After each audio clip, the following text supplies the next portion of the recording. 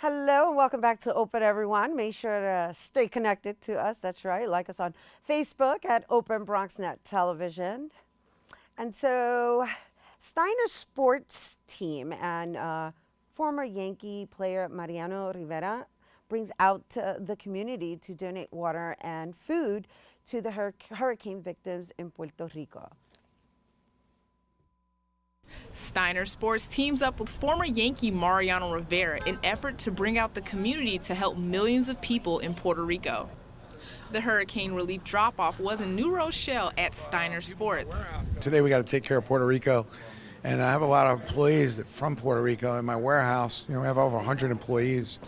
And when they came to me and looked at me, I knew we had to take action. The Michelle family saw a way to pay it forward by helping Puerto Rico. We saw it was an opportunity to bring some helping goods to people in Puerto Rico that were affected by a hurricane. We have a little relationship with hurricanes. We were hit by Sandy, so we know how it feels to suffer loss.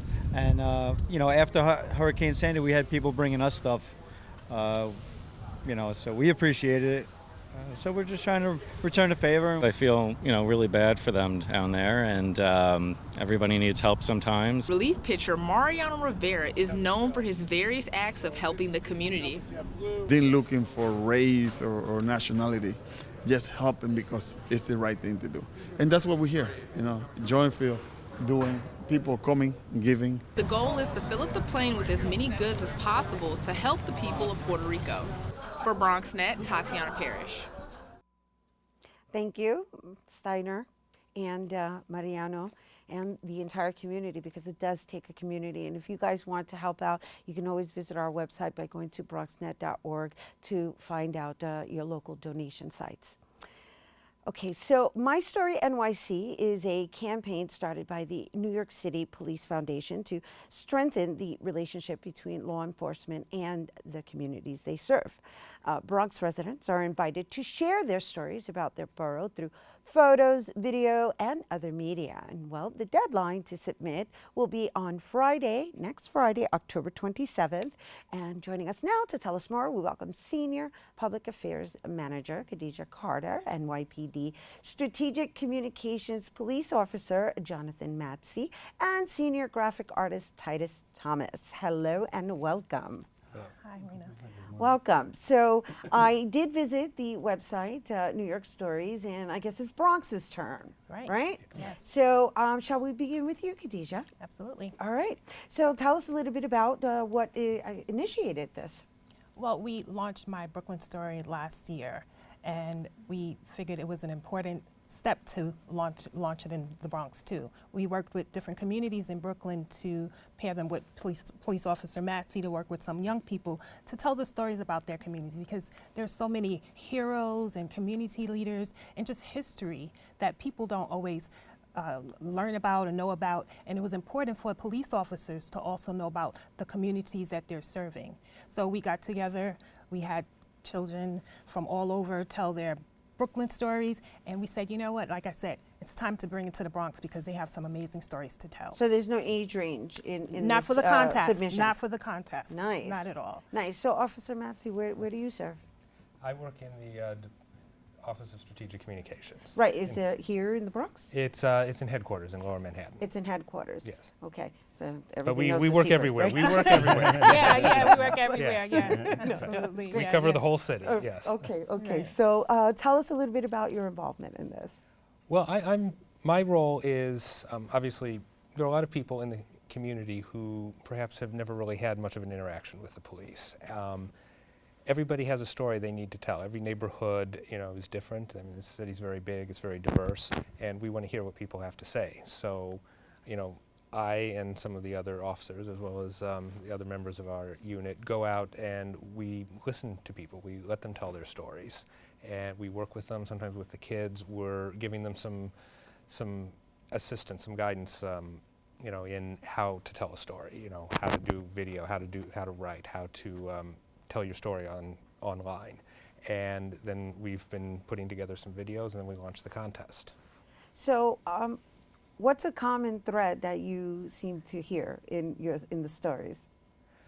Well, honestly, everybody, as diverse as the city is, everybody really seems to,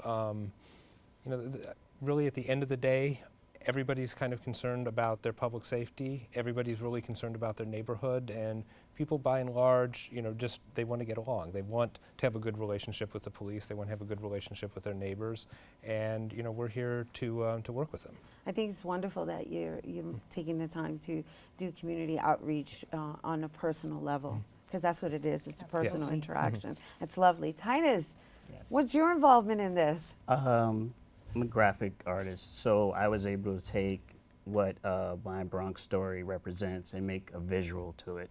So with the graphics and branding, I was able to create the graphics and push it out to the public. But the other thing that we all do, which all of us do, is actually give back to the community by working, like John said, by working with the kids and the adults and everyone involved in my Bronx story. We've been able to feature people like Joe Conzo and St. Raymond's High School and the Bronx School of Visual Arts and Renaissance Youth Center. So these are the things that we all do in giving back to the community.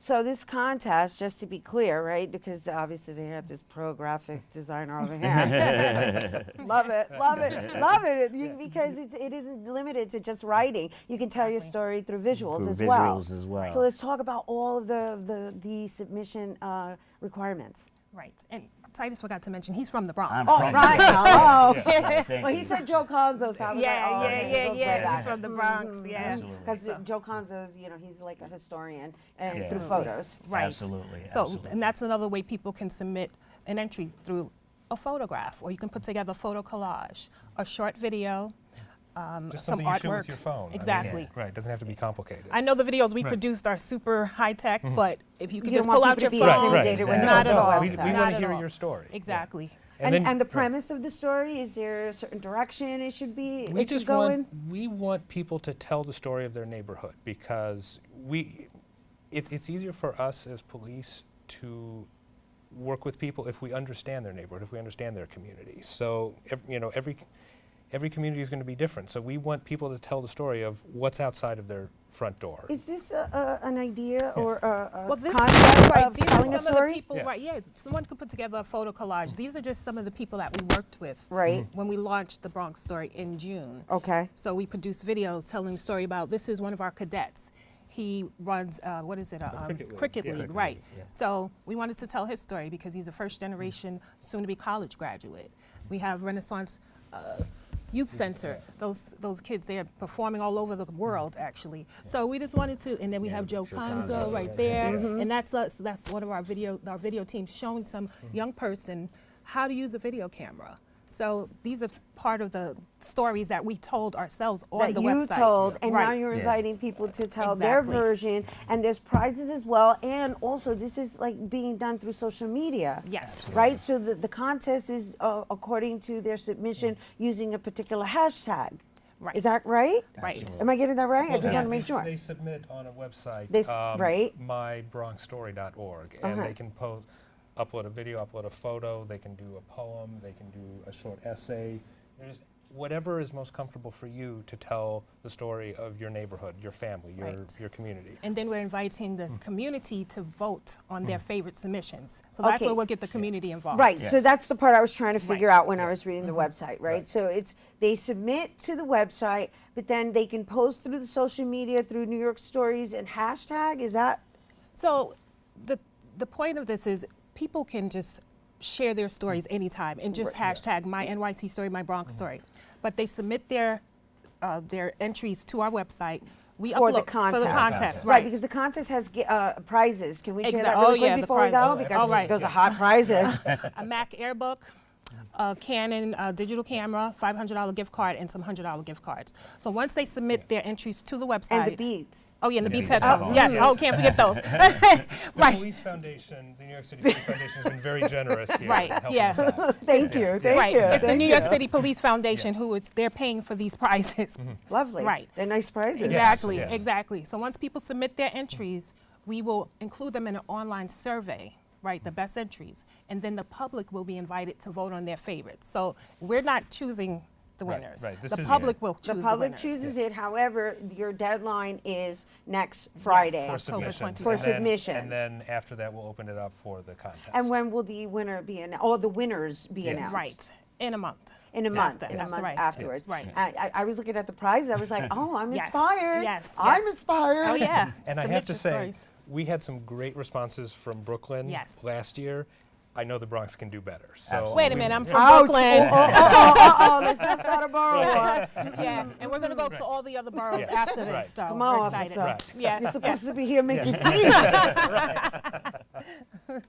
But the one thing that I like to point out that's great is regardless of the prizes, regardless of all of that, I see a lot of borough pride within all of the people that we deal with. Absolutely. And that's absolutely the greatest thing in working with them that we find. I just love, and I have to say this because we're out of time, but I want to make sure that you guys get the importance of submitting. I love that you guys have chosen a platform for people to share their stories and for us to have it documented, because it Absolutely. is a form of documentation from people who would normally take the time to write and have their stuff published. Right. So it's almost in the same realm. Absolutely. Yeah. Yes. So thank you. Thank you. Thank you. Thank you. And Bronx, y'all better show up. yeah. That's right. Yes, show up, Bronx. Okay, so here we go. The Yeah. deadline, once again, to submit your stories is on Friday, October 27th. Okay, that's next Friday, October 27th, and you can, the way you can submit is by going to mynycstory.org, and of course you got to /Bronx because it's a Bronx story. And well, there you have it. And may the best storyteller win. Well, there's a few winners, so make sure you show us up. All right, we have to take a quick break, but stay tuned for Bobby C's Weekly Sports Roundup coming up next.